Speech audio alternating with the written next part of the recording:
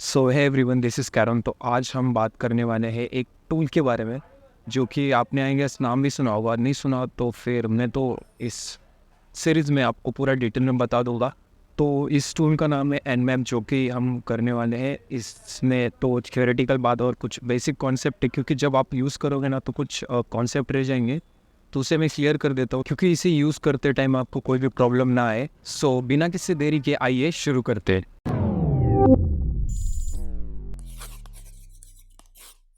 तो सबसे पहले हम बात कर लेते हैं एनमैप क्या है। एनमैप एक्चुअली एक नेटवर्क मैपिंग एक टूल है जो कि ओपन सोर्स है और आज से लगभग 25 साल पहले से डेवलप किया गया था C++ में।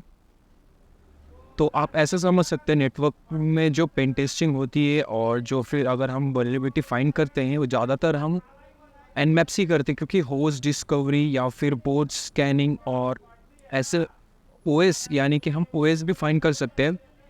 तो जितने भी नेटवर्क लेवल पे कॉन्फ़िगरेशन होती है, पेन टेस्टिंग होती है, वो हम एनमैप से कर सकते हैं और बहुत ही पावरफुल टूल है। इसे हम कमांड लाइन में यूज़ करने वाले हैं। और इसका कैसा है कि हम इसे एक आईपी या फिर डोमेन दे के भी इसे स्पेसिफाई कर सकते हैं अगर स्कैनिंग के द्वारा। और मैं एक चीज़ बताना चाहता हूँ, हम ऐसे ही किसी को भी स्कैन नहीं कर सकते, इट इज़ इलीगल। सो हम जो भी करेंगे अपने खुद के नेटवर्क में करेंगे या फिर अपने डोमेन में करेंगे।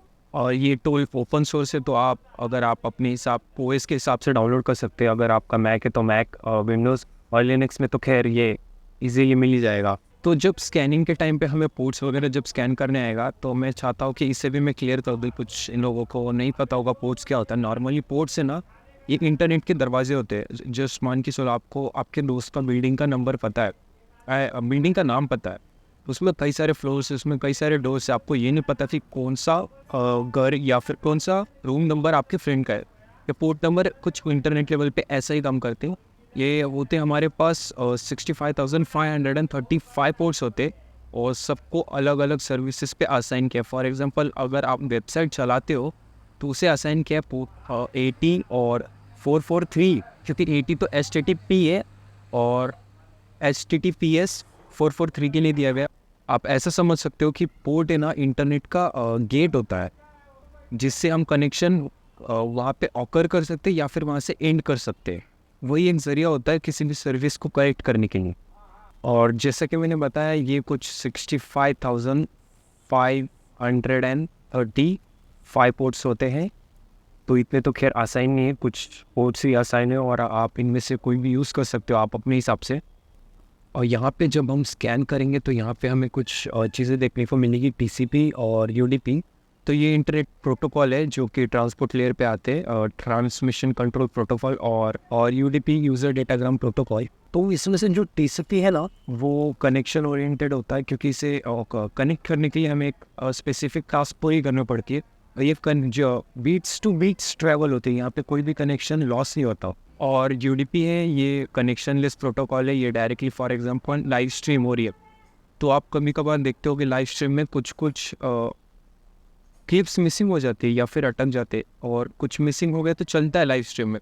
लेकिन फॉर एग्जांपल आप कोई यूट्यूब से वीडियो डाउनलोड कर रहे हो, उसमें तो ये नहीं होता ना। तो UDP के लिए कोई भी कनेक्शन लगता नहीं है। तो TCP के लिए जो लगता है, आइए उससे हम देख लेते हैं। तो TCP में आखिर होता क्या है। तो सबसे पहले ये आप यूज़र हो, ये आप जैसे मान के चलो ये सर्वर है। तो आप है ना किसी भी सर्वर पे रिक्वेस्ट करते हो, ये सिनेक्ट पैकेट होता है। तो जस्ट मान के चलिए ये कहता है मुझे कनेक्ट होना है। तो सर्वर क्या करेगा, वो उसे भेजता है एक्नॉलेजमेंट, यानी कि आपने जो मैसेज मुझे भेजा वो मुझे मिल चुका है। और सर्वर भी कहता है मुझे भी कनेक्ट होना है। सिनेक्ट का मतलब कनेक्ट होना है, जस्ट ऐसा मान के चलो। और फिर यहाँ पे यूज़र आपको मिल जाएगा और आपका सर्विस रहेगा कि एक्नॉलेजमेंट ये भी बोल देगा, क्योंकि इससे भी सर्वर का पैकेट्स मिल चुके हैं। तो यहाँ पे ये 3 स्टेप लगता है हमारे TCP। तो यहाँ पे 3 स्टेप लगता है हमारे TCP कनेक्शन को इस्टेब्लिश करने के लिए, और इसे हम 3-वे हैंडशेक भी कहते हैं। और TCP के कुछ पोर्ट्स होते हैं यहाँ पे, SMTP, HTTP और FTP। और UDP के कुछ पोर्ट्स होते हैं, जैसे कि DNS हो गया और फिर DHCP। ये सब UDP के पोर्ट्स होते हैं। ये तो खैर नेटवर्क का कुछ बेसिक्स कॉन्सेप्ट हो गया, और अगले वीडियो में हम एनमैप के डिटेल में बात कर लेंगे, क्योंकि क्या क्या अटैक्स होते हैं और क्या हम कर सकते। और फिर उसके बाद एक बार थ्योरी क्लियर होते ही आप आपको मैं प्रैक्टिकल दिखा दूंगा, ताकि अगर आपको कुछ स्पेसिफाइड कमांड टाइप करना हो तो आपको वीडियो या फिर नोट्स देखने की ज़रूरत ना पड़े, आपको एकदम से पता ही हो जाए कि ये टाइप करने से ये परफॉर्म होने वाला है। सो मिलते हैं नेक्स्ट वीडियो में।